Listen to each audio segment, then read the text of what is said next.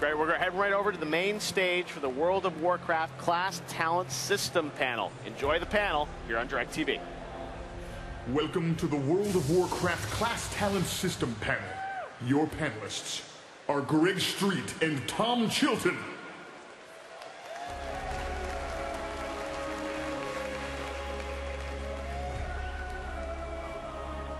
Hello again, Blizzcon. We were just here. Deja vu. Okay, well, as you probably already know, we're here to talk about the talent system, all the new stuff that we've done with it, and to give you guys a sneak peek at what we've done with your class.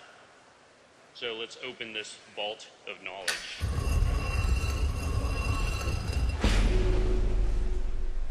Or vault of idiocy, whatever, you know.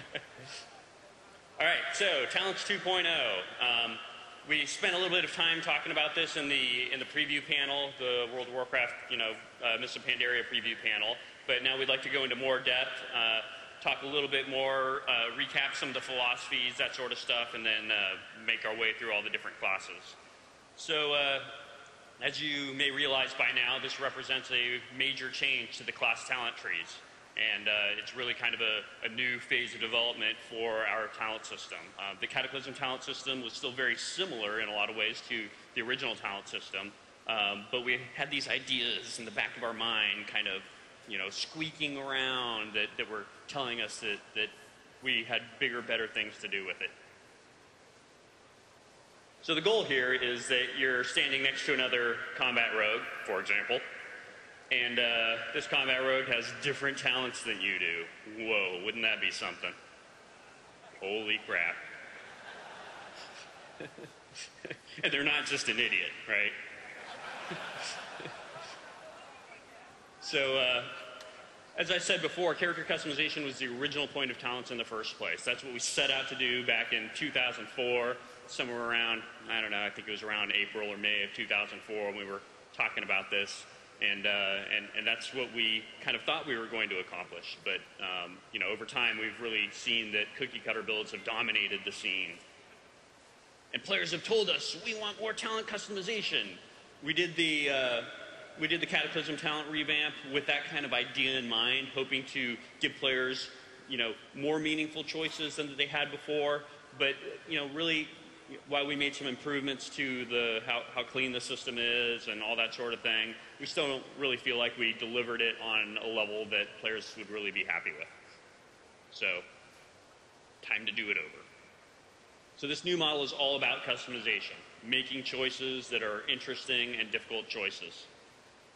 And so, when you look at a class now, the class is really going to be comprised of three things. And the first, of course, is your core class abilities. And these are abilities that are available to everybody of that character class, whether or not you're, arms or protection or fury, to take the warrior for an example. So, all warriors obviously learn heroic strike. It's like that today. It'll continue to be like that in this case. We also have spec abilities, and this is something that we're doing a lot more with than we did before. The spec abilities in today's game, as of Cataclysm, are just that one ability that you get, like Mortal Strike for picking arms. But now it translates into quite a few new things.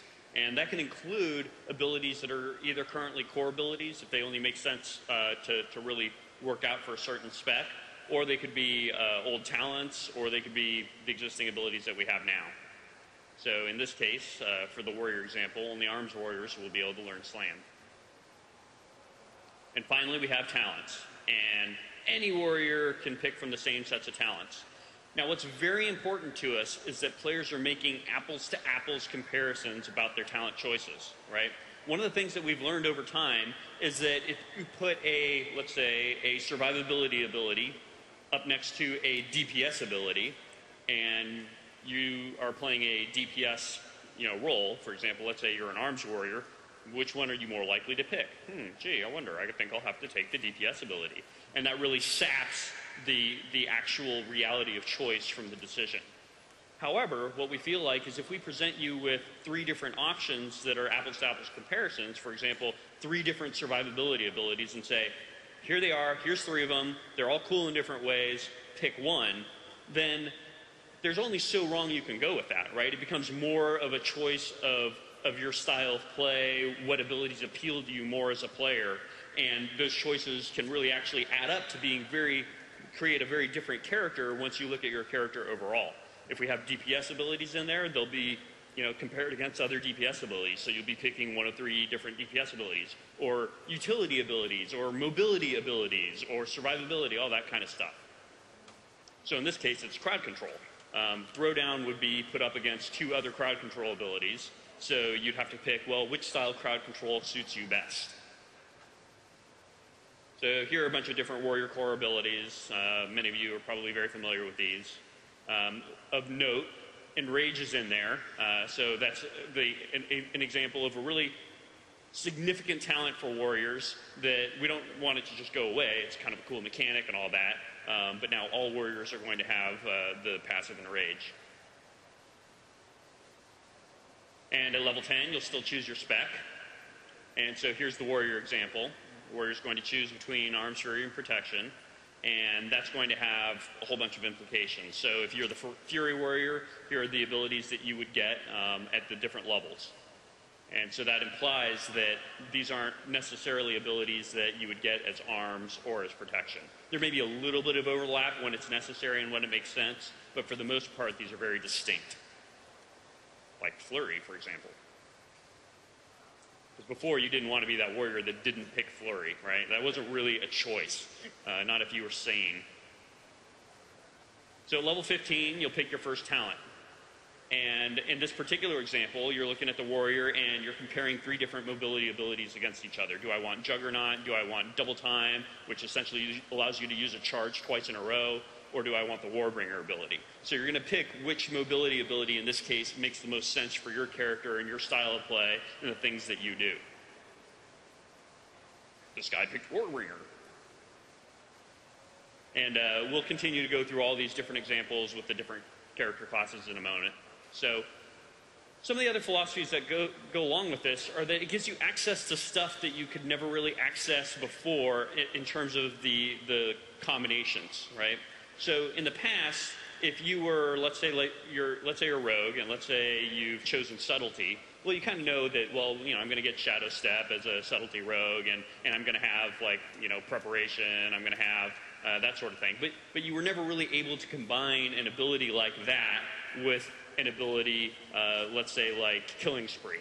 And because these different talents are now going to be able to play against each other in the same tree, you'll be able to create all kinds of new combinations of the cool talents that there already are in the game that are really meaningful in ways that you never could before.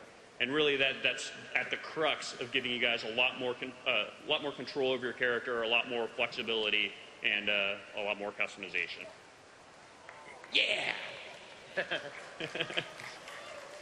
We'll also be adding several new overpowered feeling talents. So there's going to be new stuff in the different trees that you've never seen before. Also bear in mind as we go through these trees, as Greg said in the past, which is that don't make assumptions about the talents that you see in there in terms of how they operate today.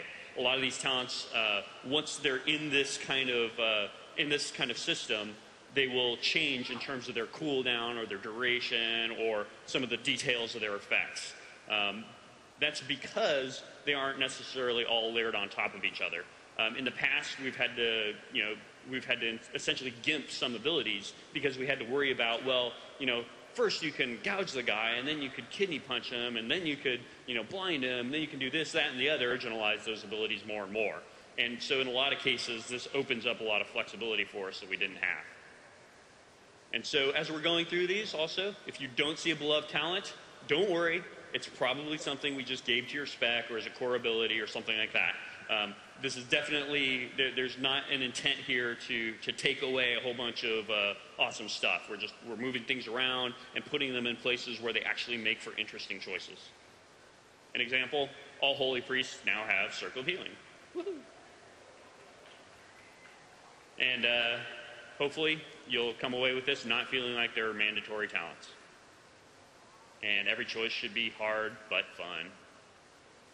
Screenshot time. So rather than disappointing everybody by just walking off the stage, we're now just going to go through every freaking talent. So Greg, take it away.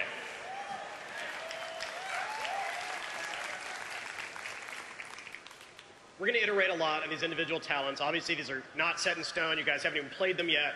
Don't get too obsessed about the numbers or, oh my god, 2-minute cooldown, that's OP. We can get to all that. Try to look at the spirit of the talent, what we're trying to do. We have 10 classes. The monk talent tree wouldn't mean anything to you guys anyway, so we'll skip that one. We still have 10 others. Buckle up. We're going to go in alphabetical order, so if you're a warrior, you can go get a beer, come back a little later. DK. First DK tier is all about diseases. Outbreak is a current ability. It's up against Roiling Blood, which lets your blood boil act like pestilence. And the return, by popular demand, of Corpse Explosion. The way this works is if a target dies with your diseases on it, you can then target that corpse and blow it up.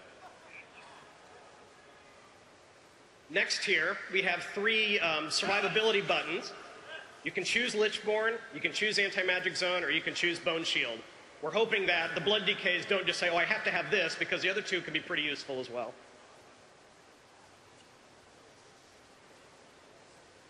All right, level 45 is about movement and control. Death's Advance and Chilblains are current abilities that the DKs out there are probably familiar with. And then we have a new ability called Asphyxiate. You lift your target off the ground and strangle them. You'll see what we do with some of these talents is if you get Asphyxiate, it replaces Strangulate. It's kind of like a improved Strangulate. So you don't have both of them, you just have the more awesome version.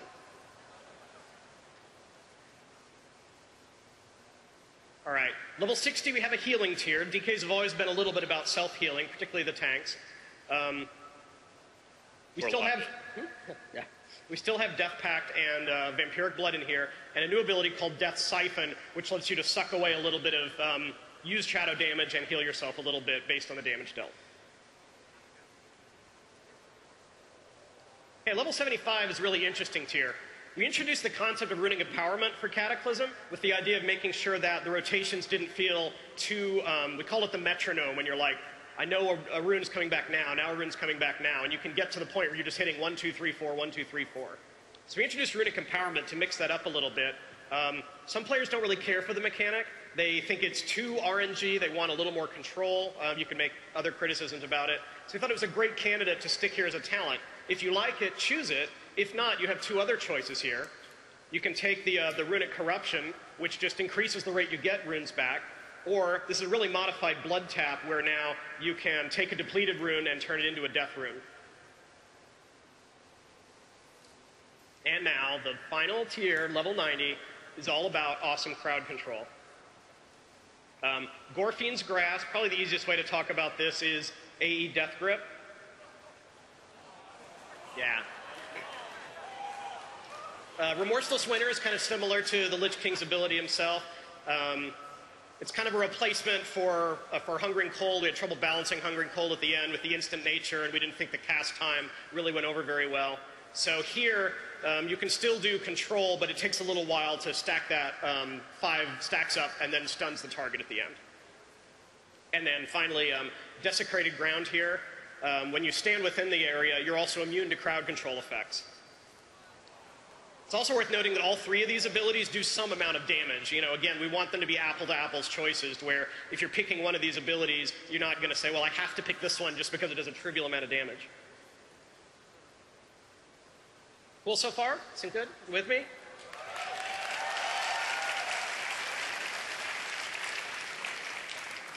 We're going to build a talent calculator. I'm sure many of you are going to go home and build talent calculators after this presentation. We'll hope to have something up on our website pretty soon where you can go and read all these tooltips. You don't have to furiously iPhone everything, but I'm sure you will anyway. The Druid.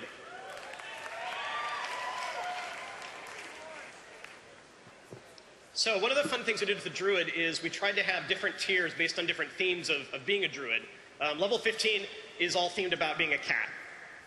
Doesn't mean that only the feral cat spec is interested in these. It means that they're just kind of themed that way. Feline Swiftness is the movement ability we have now. Displacer Beast is a really fun ability that lets you kind of move in a random direction and get out of any kind of dots that are on you at the time.